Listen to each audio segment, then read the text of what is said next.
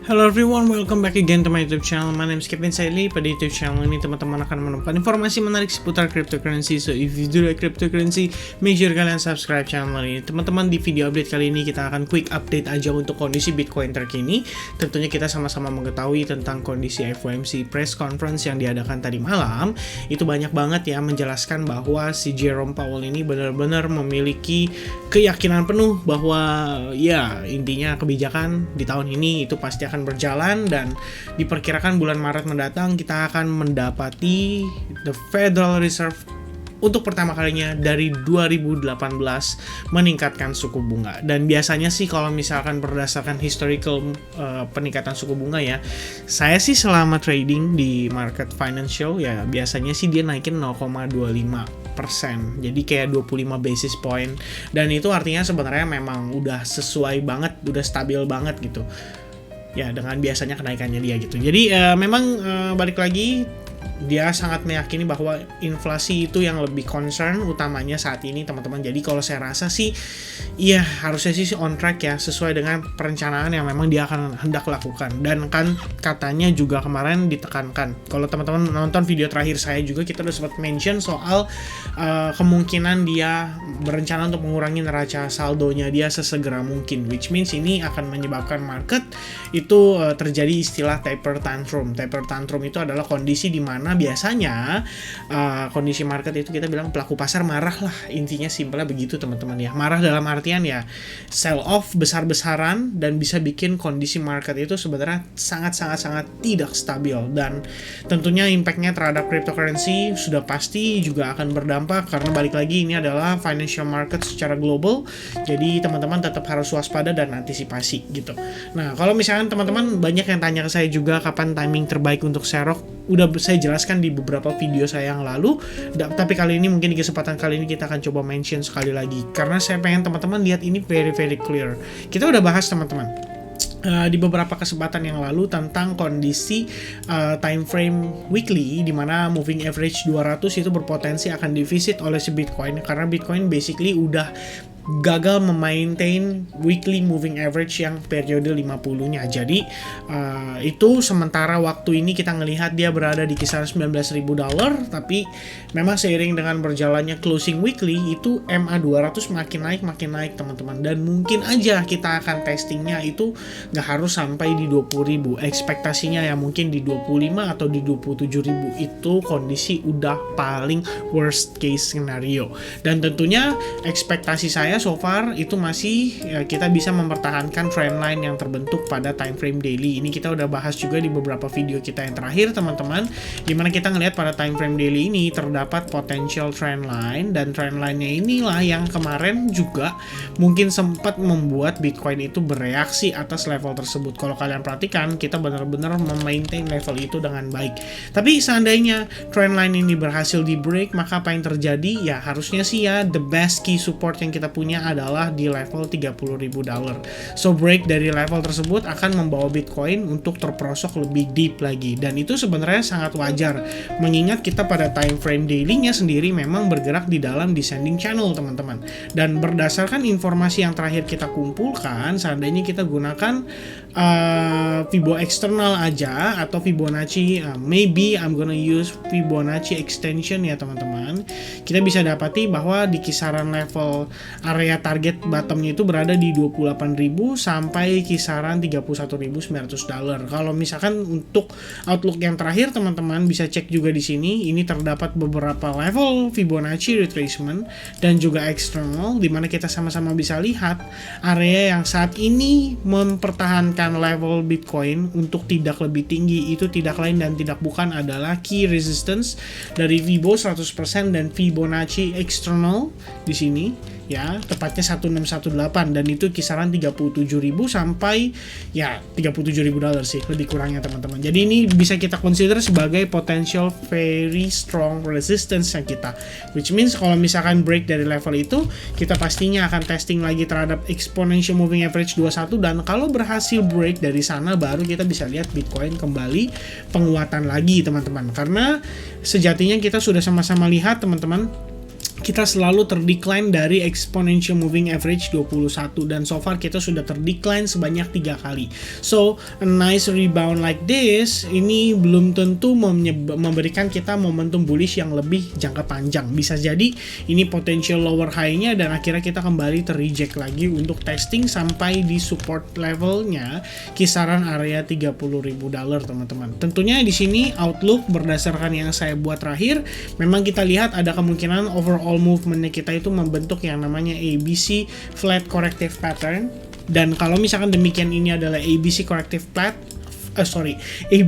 corrective pattern, maka nextnya kita akan melihat Bitcoin itu finishing untuk potential wave 5 nya kita, dan itu berarti teman-teman harusnya ada subwave proses lagi di dalamnya seperti wave 1, wave 2, and then potential wave 3, wave 4, mungkin baru wave 5 teman-teman. Alright, so untuk kondisi saat ini, kalau misalnya kita lihat berdasarkan time frame daily, tentu saja berdasarkan close candle kemarin itu tampak tidak begitu baik, dan sudah pasti ini pressure-nya diberikan oleh si FOMC press conference sendiri, dimana kita yakini ini yang memberikan dampak market crypto kembali terperosok lagi dan bahkan membentuk semacam shooting star pattern teman-teman, which means itu adalah pattern yang lebih condong ke arah bearish. Nah, Bitcoin sendiri wajib banget nih mempertahankan Fibo level 78,6% di $34.742. Kalau misalkan kita failed maintain level tersebut, maka harusnya Bitcoin akan terpressure kembali, dan itu udah pasti next targetnya di $30.000 lebih kurangnya teman-teman. Kenapa demikian? Karena pada dasarnya di level itulah hanya ada support untuk time frame daily. Kalau misalkan di bawah dari level itu, udah jelas kita mungkin akan testing sampai all time high-nya di tahun 2018 atau 2017 teman-teman. So let's hope it's not happen, dan mudah-mudahan teman-teman, kalau kita ingat lagi ya, kita di sini akan berhadapan dengan Bitcoin contract expired, yang dimana kalau misalkan berdasarkan next pain price-nya so far, terakhir update kita lihat untuk di hari Jumat tanggal 28 Januari itu berada di $42.000, dan biasanya sih teman-teman ini memiliki kecenderungan untuk mendekatkan harga saat ini dengan max pain price-nya. Jadi dalam tanda kutip mendekatkan loh ya, bukan berarti akan mencapai 42.000. Bisa saja kita cuman sebatas di $40.000, dan itu bisa saja besok baru terjadi penguatannya teman-teman. Alright, so kalau kita lihat lagi dari based on time frame hourly-nya, sebenarnya kita ngelihat pertama teman-teman udah jelas kemarin kita terpukul pasca kita testing level Fibo 1618, dan at the same condition sebenarnya kita bisa lihat terbentuk yang namanya either itu ascending channel atau teman-teman boleh consider juga sebagai potential rising wedge pattern.